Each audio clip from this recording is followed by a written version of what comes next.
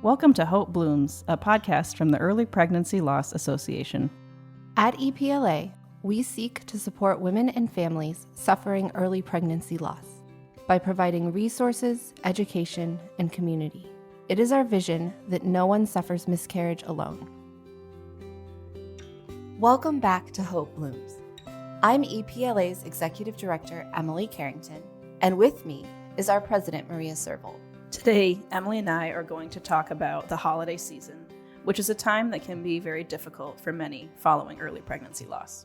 So this is a special, as this is coming up, as sort of anniversaries are coming up. For me, this is I hadn't thought about it for a while. It's been 8 years. And realizing that 8 years ago at Thanksgiving, I was not dealing with my loss very well. Not feeling thankful. No, it was a big struggle. I was a weird converging of loss when I look back on it.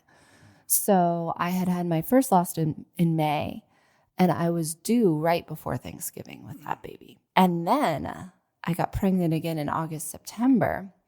So I had another loss at the end of September, early October. So there was a lot of hormonal adjustments as we went into Thanksgiving. Looking back on that and realizing sort of my expectations of myself perhaps weren't accurate. And it's hard, right? Because there's something to getting up and moving forward. Mm-hmm. But there's also got to be space for a lot of really big feelings. Mm-hmm. Well, and with holidays in particular, I feel like, every year you sort of look forward to the holidays, what you're going to do on each of, Thanksgiving and Christmas. You sort of have a vision for how they're going to go, right? Like sort of based on what you've done in previous years, or in your case, especially after that first loss, what that would look like that year later. And then when that changes, it's sort of particularly shocking, right? Like you sort of know what to expect on a Thanksgiving or on a Christmas. And then if there's the anticipation of a new baby, it's extra exciting. And then if that's taken away, it's sort of extra worse. Right. So I had pictured so we'll start at the beginning of my story here. When I found out I was pregnant, we knew we were due around Thanksgiving, like a week before. And we lived in Texas at the time, but we would be moving to Michigan. So we were sort of already in April, May, telling family, we're not traveling for the holidays. You're going to have to come to us, and we're having a new baby, and yada, yada. And so we definitely had a picture of that. And then a few weeks later, my brother-in-law and his wife announced that they were due at Thanksgiving too. So now all of a sudden, everything is so exciting. These are both the first grandbabies on any side. Mm-hmm. And no one's traveling for Thanksgiving because all of the babies are being born. And there was this, moment of picturing what that first Christmas would be like, what that first Thanksgiving would be like. Well, also having no idea, right? These were our first children, and having no idea what that was going to be like. Mm-hmm.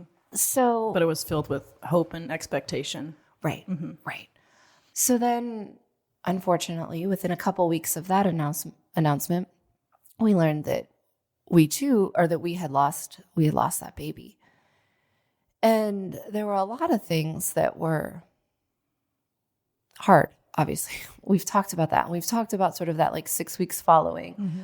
But for me, that first due date and a family holiday and a new nephew, all kind of converged. Who should have a cousin.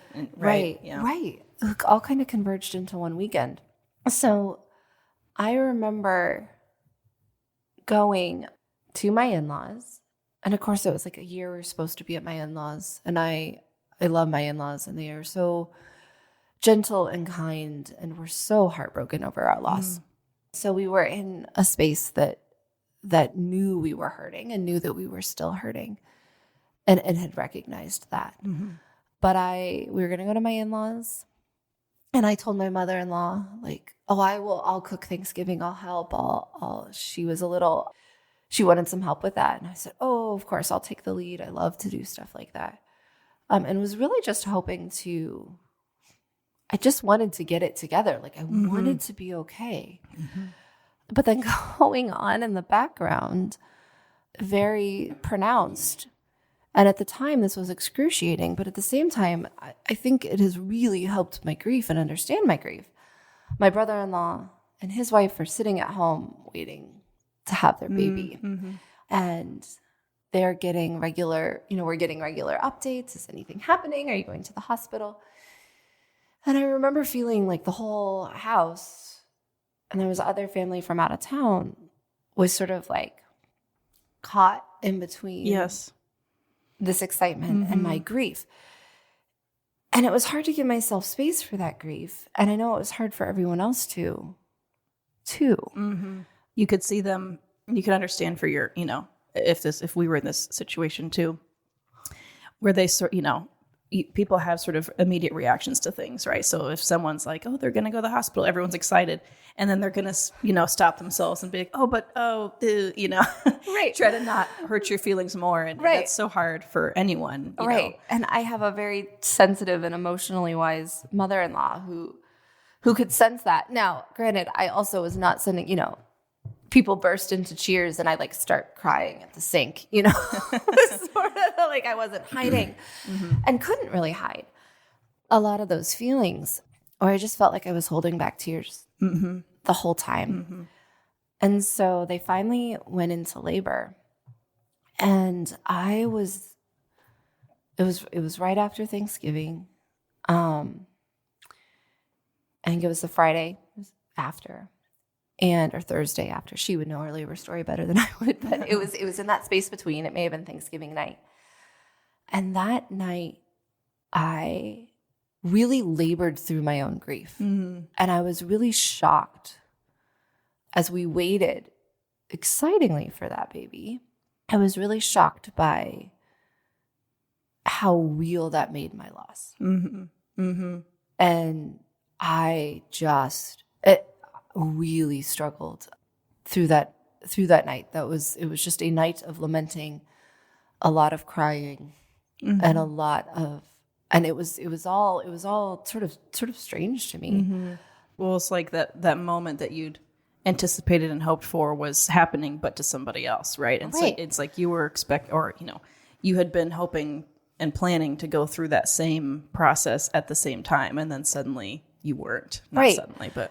And there was suddenly, like, obviously a deep jealousy that I had to struggle with, but also like my baby and her baby were the same 8 months ago when we announced we were both pregnant with the same little fetus, with the same little, qualities. But something happened, something changed, and it made that death really real. Yes. It wasn't just something missing, right? Because death is always hard. Loss is always hard. But like miscarriage, you're missing someone you didn't meet yet. You don't have all the good memories to try to focus on like a death of a grandparent or something. Right. So like they should be here, but they've never been here. You don't have any pictures. No one is sitting around. I think about when my husband's, or when anyone dies, right? But this was particularly special to me, after my husband's grandfather died, who was a storyteller himself. Everyone just comes back to the house telling his stories, right? And remembering him and laughing about him. And that's still true, and it's been many years since his death. And he's still, with us in that way. But no one else has any stories of this baby. And everyone wanted so hard to remember and to know. And it just wasn't, but it was also, the death was really prevalent. And going into the holidays, thinking about death is not, I actually don't think inappropriate, but hard. Yes. Right. Well, especially if you're feeling, sad and feeling that grief and sort of down, and then everyone around you is like super joyful. And you can't blame them for being, excited about Christmas coming or whatever. But then you sort of feel like the odd man out for feeling the way you do. Right. Right. And I mean, and so the whole thing for me, like the whole holidays were just so heavy. And I did go see him the next day. I saw my nephew. And I remember being really worried about it. And because I didn't want to be jealous. I didn't want to be resentful. I wanted to love this little boy unconditionally and joyfully. And I didn't want to place this burden on this baby. And I was really worried. And when I got there, I was amazed how much of that faded away. And that how much like life sort of just replaced that. Like it was no longer the same dichotomy. Yeah, right. Now it was your nephew. Now it was my nephew and this little life. And just how comfortable I was holding him and how good it was. And I can't say that all of the pain went away. It didn't. Christmas brought a whole new pile of pain and longing and emptiness. And I think that's really hard to sort out. And Christmas was another month of healing and sorting, but sort of watching our life not go the way I thought it was going to be. And these holidays that are so family centric, right? And I was so excited to sort of have a family of my own. Yeah. And I think with, holidays, sort of like we said at the beginning, you have this vision of how it's going to be and you sort of build it up. And then it's like, if it doesn't turn out that way for whatever reason, it's like disappointing. But we need to remember that there'll be more Christmases and there'll be more Thanksgivings. And we had a death in our family, my husband's dad, the day after Christmas about 4 years ago. And so that sort of tainted, not just that Christmas, but now it feels like every Christmas. But each year it gets better, sort of easier to handle. But it's like suddenly this thing that was always only joyful, has this sort of pall over it. But, right, you can still... It's okay if they're not always if they're not always great, right? If the holidays are not always what you expect them to be, and to allow yourself the space to feel that way about it. To not feel guilty for being, sad in your room crying while everyone else is playing games or whatever. That's okay. Right. I think that's really important. And it's hard. It's hard on the relationships, right? Family is already hard at the holidays, and we love our family and we get along with our family, but there's already things that need worked out. And to be able to state your needs and your discomforts and, because Christmas was better, but it wasn't even necessarily eisier. And it was everywhere, that again, now I was expecting to have this baby. There's this tradition at my parents' church to do a live nativity. And often it's done by the people who most recently had a baby. And I was like, we're due in November. Maybe we'll be the nativity family. And so there was all of these places where we saw that baby wasn't with us. And it's even, 8 years later, it's not the same. But, I was just thinking of it the other day and realizing, and I have not like one-to-one. It's not like I watch my nephew, and some people do have this, and that's where my baby should be. I kind of forget sometimes. And then, as birthdays come up, I remember like, wow, he's gonna be 8, and our baby could have been 8. And so those are, and it's also sometimes so kind of nice. It gives some life to even our child, like. They don't just sort of fade into the existence. Right. So, yeah. So, I can't say I've figured holidays out. I will say that I don't weep in my room anymore on Thanksgiving, though I would probably if I had a fresher loss. I want to take some time to talk about maybe some practical ways people can... We talk about these ideas of, I think culture does this, giving space and being gentle. And I've struggled a little bit with what does that mean? Right. It's sort of it's a nice term, but what does it mean in practicality? Yeah. And I don't know that we're not here to answer that today. But what are some sort of practical things we could talk about? Well, and I think, for anyone who maybe hasn't had their own loss, but knows someone who has, this is huge. But to be able to say to the person who's had a loss, I'm here if you want to talk about it. If you don't want to talk about it, that's okay. Like just like making yourself available to listen to someone if they want to share. Because we can always, we're all afraid of saying the wrong thing, but just presenting yourself as there to listen is huge. And, not being afraid to say just that, and knowing that going into the holiday season would be a particularly hard time, just recognizing that for and that how are you doing question. Often we throw it off as you're supposed to say fine, but to genuinely say, you don't have to cast grief onto a person if they're doing well, but how are you doing this Christmas? And there may be something else there, but just I wanted to be seen so bad. Yes. And people saw me and then they didn't know what to do. Right. And I really wanted, how are you doing? Right. Because my whole being was so aware of it. My mind, my body, my heart. And that's not always true. If you walk up to me every Thanksgiving and grip me, are you okay? I'm like, yeah, I'm fine. What's wrong? Yeah. But my whole being was always aware of it. And, how, with any grief, how are you doing today? And if they're doing okay, then take that moment and be present. And if they're not, then take that moment. And they may not know. I know I really struggled with, I want to remember this baby, but I don't know how. Right.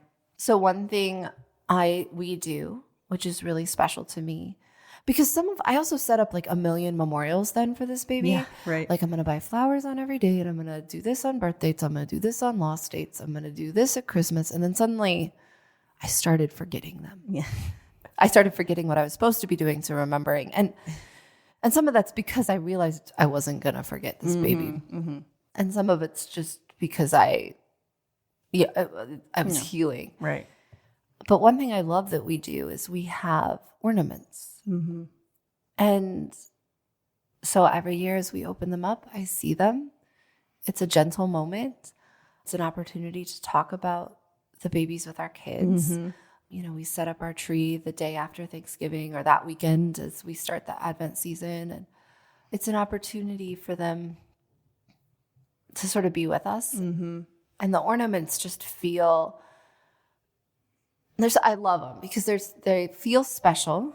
And I think we bought ornaments that were like, they're not about loss, or even they're silver wreaths that have a little charm that says our baby. And they're very subtle, and they could be bought for anything. And I really like that they're just subtle and there, but we know they're there. And we hang them on the tree every year, and we put them away every year. And it's not something I have to like tend to and then feel guilty about.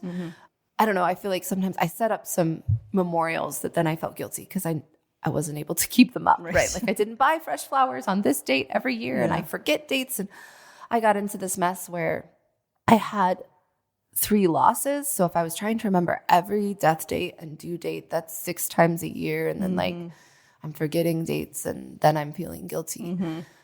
So I've sort of come to a place where like, obviously Pregnancy and Infant Loss Awareness Month is a special time. But Christmas, there's that moment of hanging up the ornaments. Which is joyful in a way, right? I mean, it is a remembrance of a loss, but it's also, decorating the tree is always such a joyful, fun thing, especially with kids. And so it sort of makes that moment better in a way.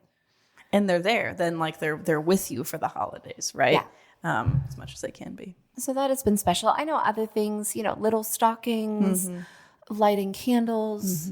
At Thanksgiving, you can remember and be thankful for those lives for as long as we had them. Yes. Yeah. We have, we just started last night. Every year we do a thankful tree. And I just bought little pre-cut leaves. And my daughter said, "How did you make those?" Amazon. Yep. Amazon made them. And then we, stick some sticks in a jar and write the things we're thankful for. And that's a space. That's a space for that, to be thankful for the life, to be thankful for healing. Those are things that's hard. But also realizing, I was just saying the other day, like fall has been hard for me. I love fall. I love everything about sweater weather and pumpkin spice and boots, all the fall things. But the last 8 years, I've had some really hard falls, often related to loss. So those are hard and can be triggering, as can the holidays and the feelings. So just sort of, looking around, being present in the time you're in. I'm not saying that's easy. Yeah, right. I think the sort of big takeaway I would want people to feel is that the holiday season, if it's a recent loss, will be hard, most likely, and that's okay. But then as you go along and you feel better, that's okay too. Yes.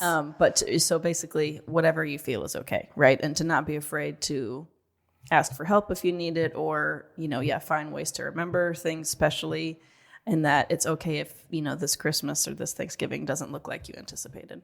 Right. Yeah. Take time now. As it comes to sort of prepare yourself and to make the requests you might need. And know that things may change once it happens. Like you said, I'm going to make the dinner, and then you weren't able to as you planned, and that's okay. I think I managed to make the cranberry sauce. And and as for family, my family was so gracious. No one was like, you said you were cooking. Everyone was very gracious to that. And I think giving that space, and it's hard, and giving space to be sad. I think this is important too, for yourself and for the people around you. Yeah. And I remember, moving on to Christmas, bursting into tears a couple times because there's this baby and, some baby related gifts just really triggered me. And I don't want my family to feel guilty for that. I needed to be sad. It was sad. And no one was like parading anything in my face, and everyone was trying to be gentle. I think sometimes we get an idea that gentle then means like distant. Yes, exactly. And like you wouldn't have wanted them to not give any baby presents to your nephew. Right. Like you don't have to hide this baby from me, because that brought on its own sense of grief. If people started like keeping their children away from me, we've talked about that before, right? Where I'm like, what's wrong with me? Do you not think your kids, they're just trying to not. But like, this is sad. And so there's going to be some time for tears. And I think that's appropriate. And I think that that's appropriate to dwell on during the holiday season. I don't think while we celebrate joy, right? I don't think it's an accident that Christmas is in the middle of the dark, cold winter. So I just encourage people to, to take that space and allow for sort of that fullness of experience. And to not feel guilty for however you feel. Right. So as we move into this holiday season, I think we've said our wrap up thoughts, but I just encourage you all to feel what you need to feel, to write, to cry, to buy an ornament, to take time to prepare, to give the space you need. And if you're a family member, a friend of someone who's had a loss, to ask that person, how are you doing? Yeah. How are you doing right now? And just to listen. Yeah. So, and you have time for that. So, we just hope that you all have a peaceful and restful and healing Christmas as we walk through the next few weeks. So thank you so much for listening. This has been an episode of Hope Blooms. Thank you for listening to Hope Blooms, a podcast from the Early Pregnancy Loss Association. To learn more about how we and you can support women suffering early pregnancy loss, visit our website at miscarriagecare.com or find us on Facebook, Instagram, and Twitter. Thank you for listening.